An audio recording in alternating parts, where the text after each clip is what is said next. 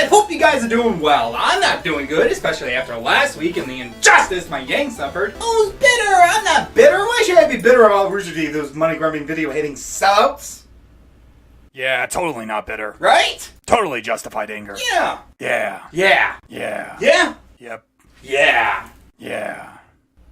You're not making a joke at my expense, are you? No, fuck Rooster Teeth. I have a saying. You make my waifu cry, you deserve to die. Good. We're in agreement. Yes. Good. Yep. Good.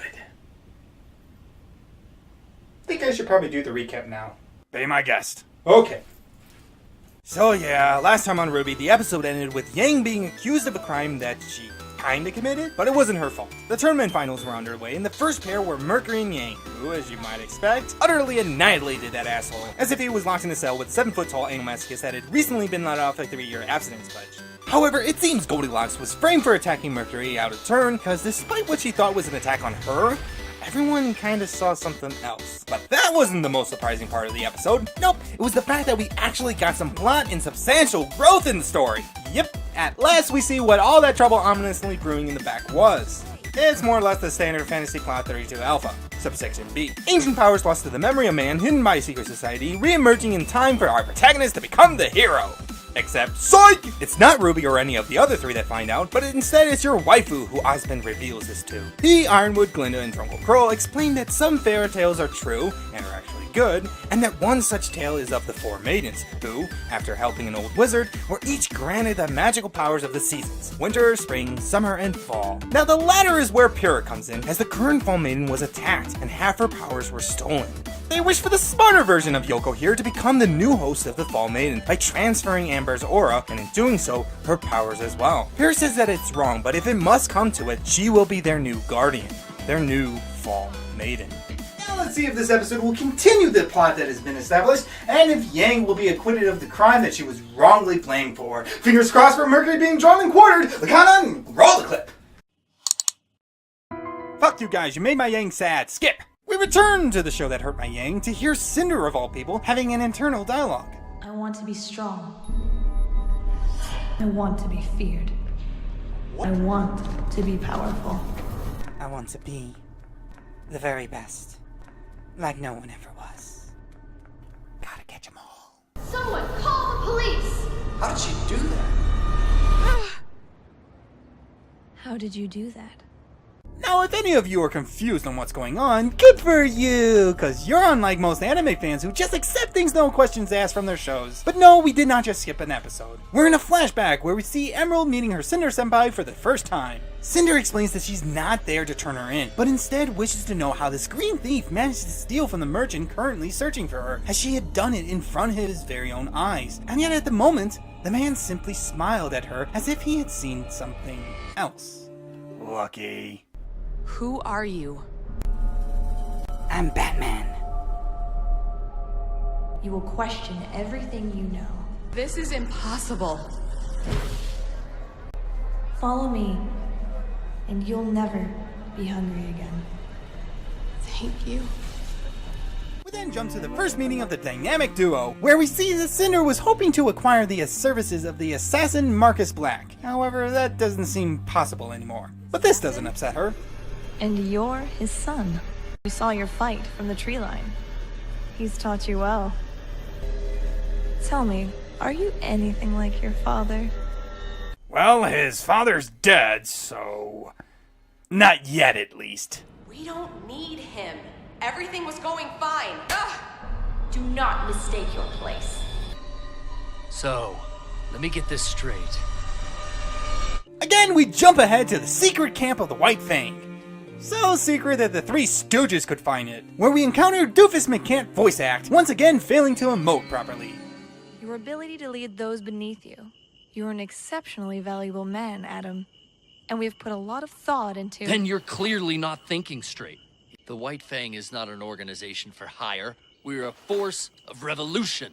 God dang it, dude! Would you speak with thumb like a normal human being? I mean, theoretically, my cat out of Yang can emote better than you. Waifu Chan, give him a hand. It seems to be the first time Cinder has come to the White Fang, and as we've been asking for 3 seasons, Adam wonders why on Remnant would they join to fight and, if you've seen the season finale of Volume 2, die for a human cause. Furry lives matter! I think I just accidentally aligned myself with people I don't want to be associated with. Too late, you're furry.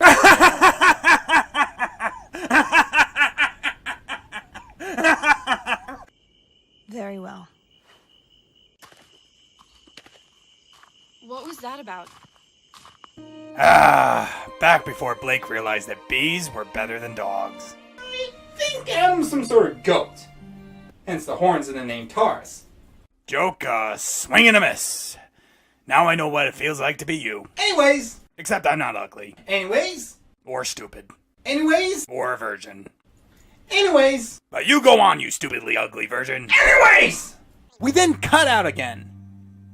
Only to cut back to another flashback. God! What sort of Inception shit is this? I'm going in deeper, Leo! And I don't like it! Well, we're now on a lonely road, where we see a hooded character stop to help a hurt child. But it turns out to be... It's a trap! Thank you, Admiral Obvious! You're welcome. Yes, it was a failed attempt to get the upper hand on Autumn, the Fall Maiden. The dynamic duo goes in, but it quickly becomes quite clear that they are severely outmatched. However, as they're getting their butts royally handed to them, the tide seemed to turn with the arrival of Cinder, who eventually manages to bring down Mrs. Magical MacGuffin with a dirty tactic.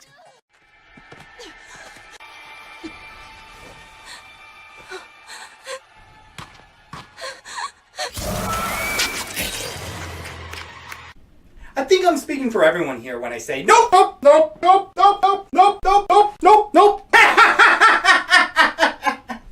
Fuck no! No! No! No! Okay, this creepy, crawly, grimmy wimmy then spurts on her face, Probably not the first time she's taken a load there. with black goo that begins to sap her of her powers. Well, no one's perfect, but you probably want to get yourself to the STD clinic, ASAP Center. The powers then begin to flow into their new host, but before the transfer is complete, Crow appears out of frickin' nowhere and severs the connection. However, despite outnumbering him 3-1, with him hindered by a wounded Autumn, and Cinder just having gotten superpowers, the three cheese it. Wait, what? The chips were entirely in your favor and you only got half of what you came for. But you guys book it like a bunch of Disney blues that just spotted the teacher? And for all you know, Crow's drunk as piss and can't tell if there's 3 or 8 of you. The huntsman severed the connection before it was complete. It burns. Okay, could someone get Cinder some Nicks, please? Like hunger. Scratch that. Merc, give me a Snickers bar. I like it. Never mind. Turns out she's a masochist. I hope you enjoy it, Emerald. Oh, I will. What? What? Yes. I will claim what is ours. Thank you. We continue on to the time jumping to see Chainsaw Guy telling Adam that he will not rest till he returns Adam's lost kitty cat. And if he finds Blake, even better. However, a noise outside alerts them to Cinder, who, with the help of her new intimidating powers and some good old-fashioned bribery, managed to finally get his attention. Our plan will be beneficial for both of us, or one of us. So, which will it be?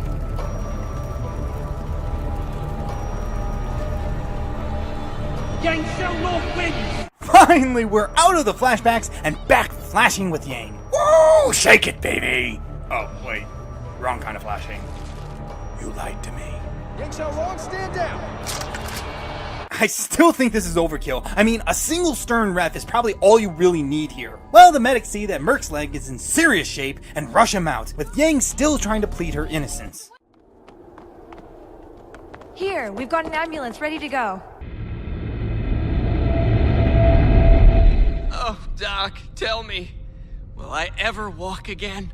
Ow! That makes me feel a little better. Do it again. Ow! Again. Ow! Again. Ow! Can we just put this on the loop for a little while? Ow, ow, ow, ow, ow, ow, ow, ow, ow, ow, ow, ow, ow. Okay, fun's over. Back to the review. As we see that Emerald has a headache from tricking the minds of both the medics at once, Mama Cinder is pleased on how things went. Well, you all performed marvelously. Driver included.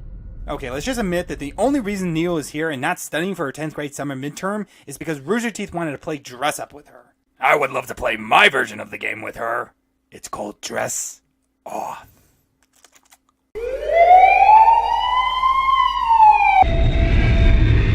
So, you think it worked?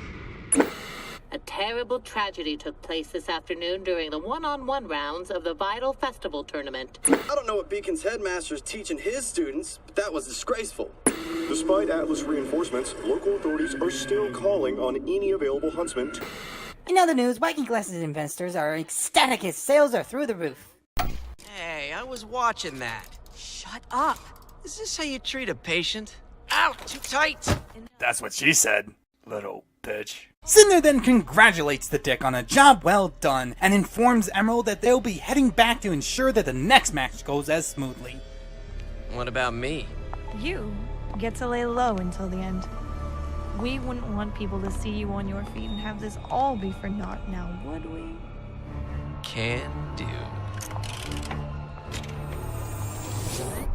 And yeah, that's the end of the episode, guys. A couple of Family Guy skits, a few poorly answered questions, and a disappointing ending. Congratulations, Rooster Teeth. You kept to your formula, and it still sucks. And with that over and fresh wounds open, I would just like to remind all of you that even if it takes me the rest of my life, I will avenge my king's honor, you motherfucker! Sorry. But personal vendettas aside, there is something that we can get legitimately upset about in this episode. And yep, it has to do with those flashbacks. Flashbacks are like jump scares. Use them sparingly and at just the right moment and in just the right way, and they'll work wonders on your audience and their constipation. But use them too often or at the wrong time, and you can expect that shit will fly right into your frickin' face, Yang haters! Sounds like a night at the in-laws. And yes, this is an instance in which a flashback, or should I say flashbacks, are used improperly. However, before I again tell Rooster Teeth how to do their jobs, I'd like to egotistically explain what makes me different from most reviewers out there. Apart from a difference of a few 100,000 subscribers and the size of their bank accounts. But hey, at least I got my good looks. Incidentally, don't forget to like, favorite, and subscribe and support my work on Patreon. Anywho, While I too am more than willing to point out anything that's bad, I will also take the extra step by explaining how it could have been done better. So, let's get started. God help us. was having them bad? No, like your wiener, it's how you use it, and flashbacks can be used to set up an interesting conflict or to build to a character's history, as it's technically a view into their minds. No, it's how they were used that's where they fell short. It was almost like Miles went, "Oh, fuck!" Like Miku's private Patreon video shoot? We're building up to a chaotic climax and our villains are gonna be playing a crucial role. Hashtag dust in the wind. But we know very little about them. Damn it! How are we gonna fix this? Well, we could take the second half of the season and, drop specific hints here and there to allow our audience to, intuitively piece together the history of Cinder and the gang, building their character up as we build up to the finale. That sounds like work. Well, yeah, we're gonna have to put some work. Fuck that shit! Tell you what, we're gonna just shove a bunch of flashbacks into one episode and call it a day. Bam! Your love and adoration, please. They should have stretched out these reveals throughout the rest of the volume, or at the very least, if you have to have it in a single episode, then blend it with current events. As if we're remembering them along with Cinder. Stick with Cinder's opening dialogue, it's very good, but then cut back to the stadium as Yang wins. Have her then look at Emerald just before Mercury's supposed attack, and then cut to Emerald's flashback. After it's done, return to her leaving the stadium, and as she glances at the injured asshole, she remembers their first encounter with a smirk when she hears him exclaim about his leg. Jump back with her in the back, changing into the medic's disguise, as the White Fang member informs her which dock the jet is in, which will give us the opportunity to dissolve to the scene with Adam as she walks to the dock. Then have a reason for her to use her powers, like unlocking a door or tricking a guard, so that we have a reason to cut to the attack on the Fall Maiden. And finally, as they're flying away in triumph, that will give us a perfect opportunity to flash back to her other triumph as she successfully coerced the White Fang into joining her. It would take a lot more work and thought than a few minutes of me thinking while I wait for Microsoft's update to finish raping my motherboard, but it'd be a damn far sight better than the mashup we got, especially since this seems to be the first episode in which not only our villains, but more specifically Cinder, is the main focus. Miles and Carrie need to bring someone on who is good at writing stories, because while they're very experienced with character development, that is something that they really struggle with. And I suppose you'd be up for the job. Yeah, but it'd be a conflict of interest since I'm destroying RWBY, apparently. Now let's take a look at those flashbacks themselves, because while their execution was bad, there was some very intriguing insights to consider. Starting of course with the first, for we now know who is behind the hallucinations that tricked Yang and Coco. Not sure if this society has the ability to detect if someone has a semblance, hopefully not, we've had enough of the segregation shit, but it's weird that they wouldn't think of some way of nullifying external influences in these fights. But more on that later. What's interesting right now is the loyalty that Emerald has towards the one that saved her from hunger, homelessness, and the life of crime. Just to put her back in it. And I believe everyone deserves a shot at redemption. Do you? Absolutely. My days of breaking into places and stealing stuff are over. What do you want me to do? I want you to break into a place and steal some stuff. Makes sense.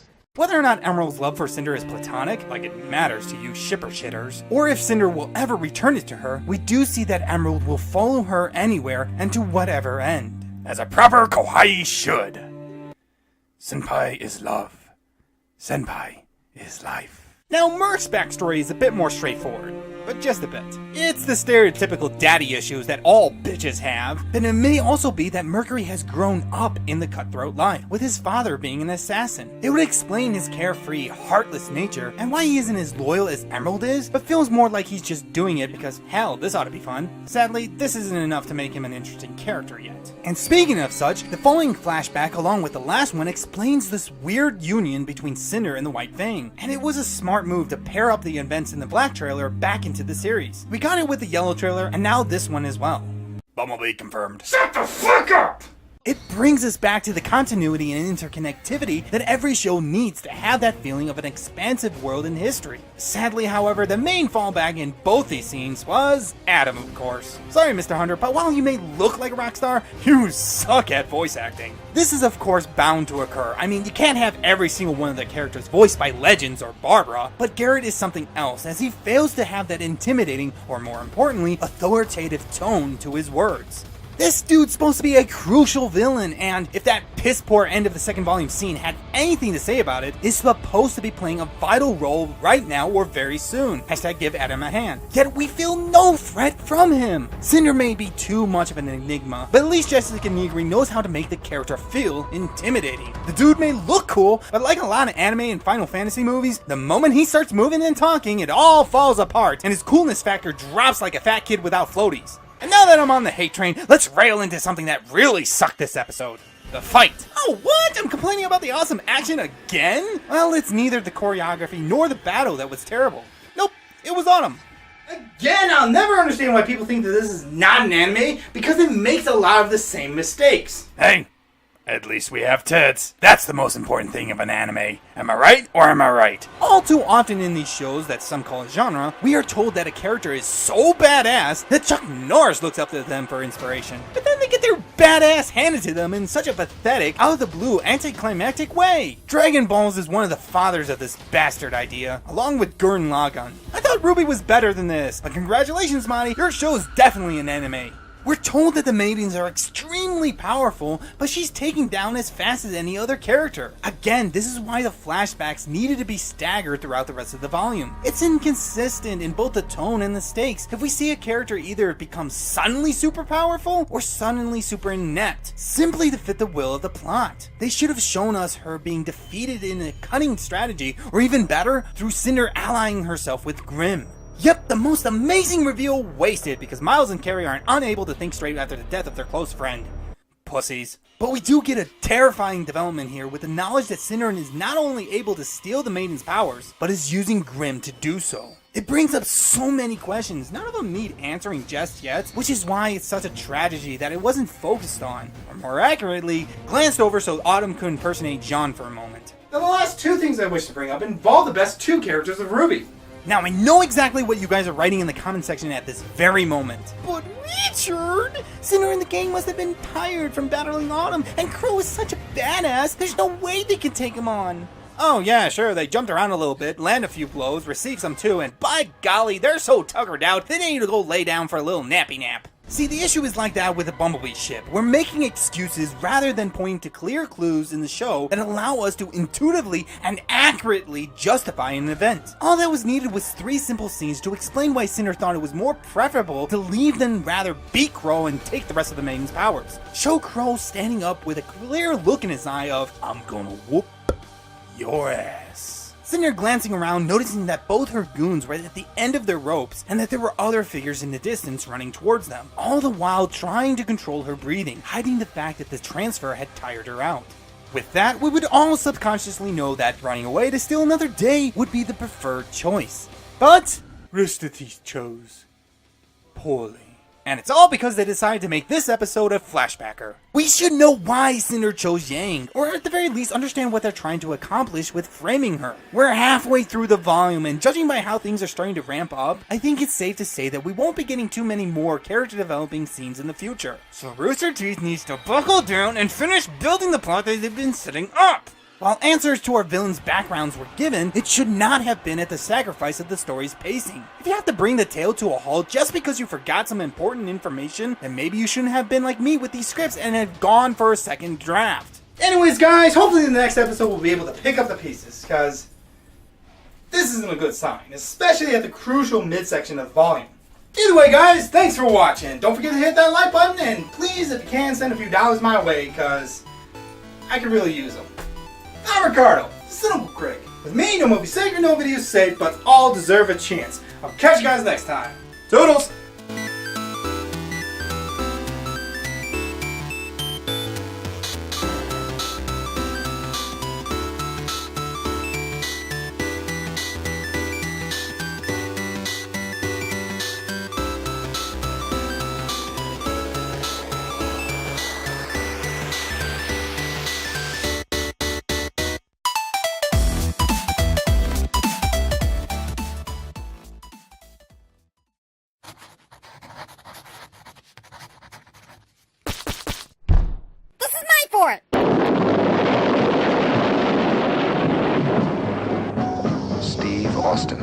Astronaut. A man barely alive.